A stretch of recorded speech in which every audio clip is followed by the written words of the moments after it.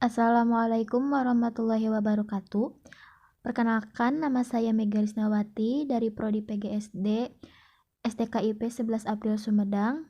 Di sini saya akan memaparkan materi mengenai sumber daya alam dan lingkungan hidup. Di sini saya memenuhi salah satu tugas mata kuliah saya, yaitu Ilmu Bumi dan Antariksa. Untuk yang pertama, apa itu sumber daya alam?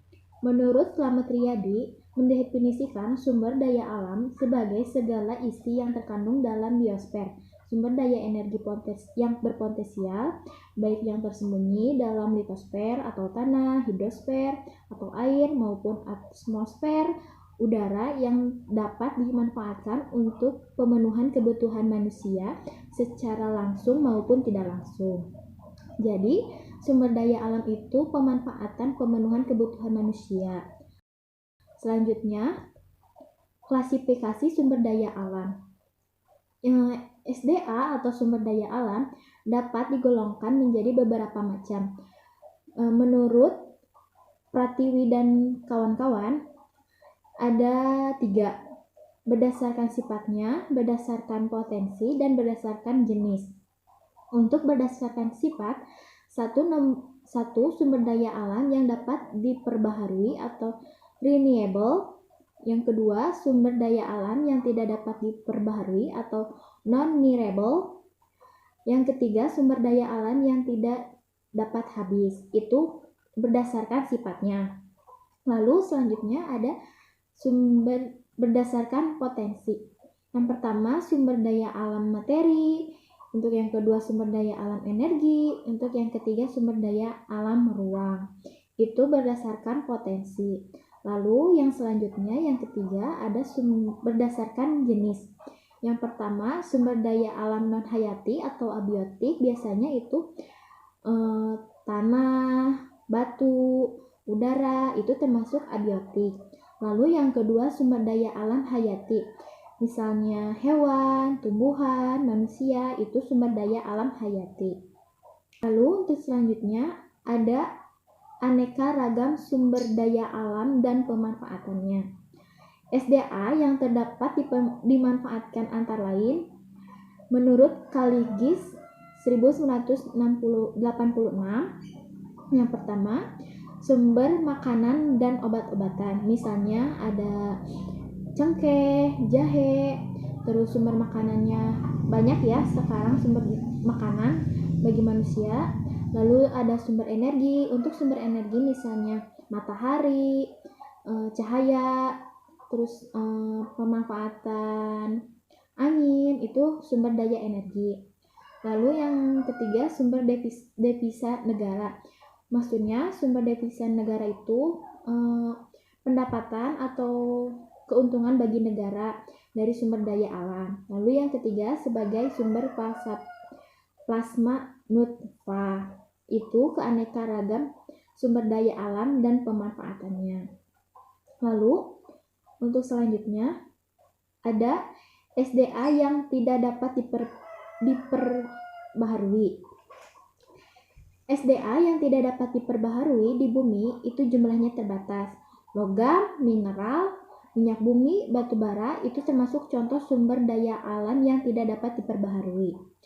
Jika diambil secara terus-menerus, maka sumber daya alam tersebut akan habis.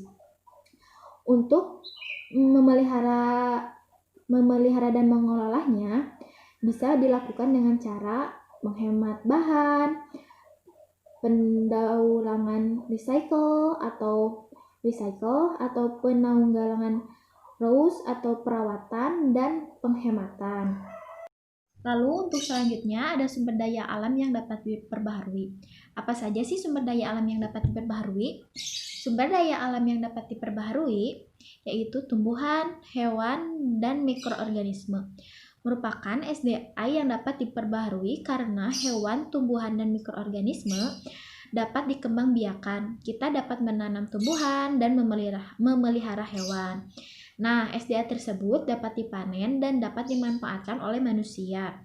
Lalu untuk selanjutnya, sumber daya tumbuhan, hewan, dan mikroorganisme.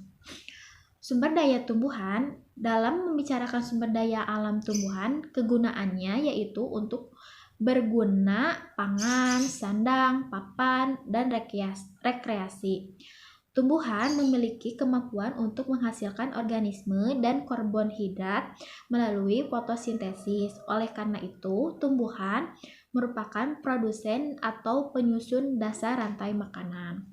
Nah, selanjutnya ada sumber daya hewan. Di sini sumber daya hewan itu dimanfaatkan oleh manusia untuk kebutuhannya, dan juga kita sebagai manusia harus menjaga, melestarikan hewan yang ada. Apalagi untuk hewan langka ya, kita harus merawatnya dan mengembangbiakannya dengan cara biasanya di kebun binatang, terus cagar alam. Nah, itu biasanya untuk sumber daya hewan yang hampir punah, kita harus dikembangkan, harus dipelihara. Nah, selanjutnya ada sumber daya mikroba.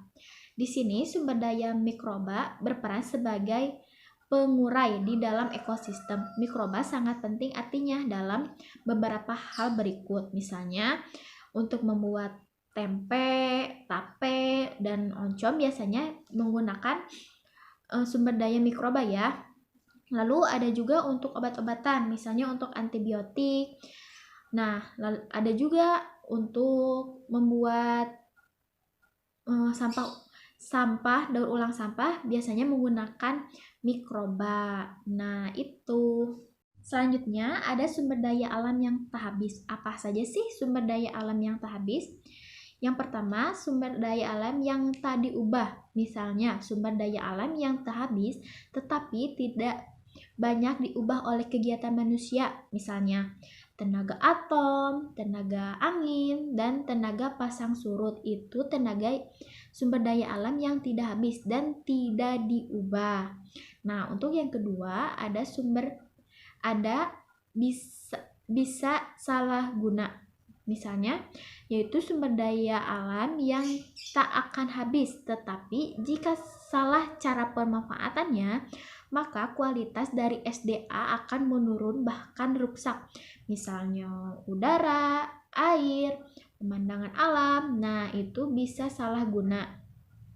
Nah, ini salah satu contoh sumber daya alam yang ada di sekitar kita untuk manusia ya. Coba dilihat. Ini contohnya. Selanjutnya, kita akan membahas tentang lingkungan hidup. Apa sih lingkungan hidup? Definisi lingkungan hidup adalah kesatuan ruang dengan semua benda, daya keadaan, dan lingkungan hidup, termasuk di dalamnya manusia dan perilakunya. Dalam kondisi alam, lingkungan hidup dengan segala keragaman interaksi yang ada mampu untuk menyeimbangkan keadaan, namun keseimbangan dapat terganggu atau berubah karena pengaruh aktivitas manusia terhadap lingkungannya. Nah, keseimbangan lingkungan ditentukan oleh seimbangnya yang masuk dan energi yang digunakan. Seimbangnya antara bahan makanan yang terbentuk dengan dan dipergunakan. Seimbangnya antara faktor abiotik dan biotik itu harus seimbang. Jadi, keseimbangan lingkungan dilihat dari faktor abiotik dan biotik.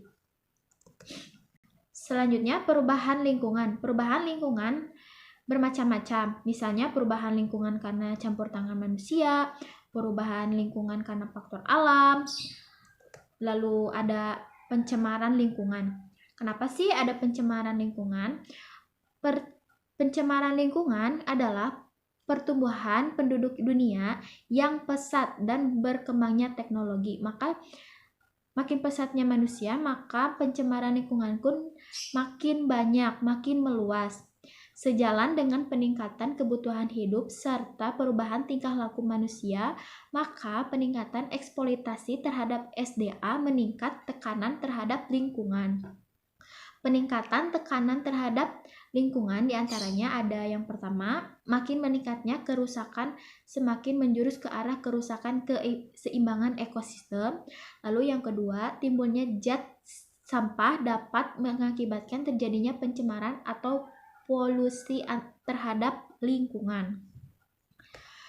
Lalu ada apa aja saja sih pencemaran lingkungan? Yang pertama pencemaran air, pencemaran udara, dan pencemaran tanah. Itu termasuk ke dalam pencemaran lingkungan. Pencemaran air misalnya pencemaran limbah industri, limbah rumah tangga, dan limbah pertanian. Lalu untuk pencemaran udara dari gas asap, gas, debu. Nah, itu termasuk pencemaran udara. Biasanya nantinya akan sesak saluran pernapasan. Lalu yang selanjutnya pengukur parameter dalam pencemaran. Yang pertama ada parameter kimia, yang kedua parameter biokimia, yang ketiga parameter fisik, yang keempat parameter biologi. Sekian yang dapat saya presentasikan mengenai sumber daya alam dan lingkungan. Mohon maaf bila ada salah kata atau perbuatan. Wabillahi taufiq wal hidayah. Wassalamualaikum warahmatullahi wabarakatuh.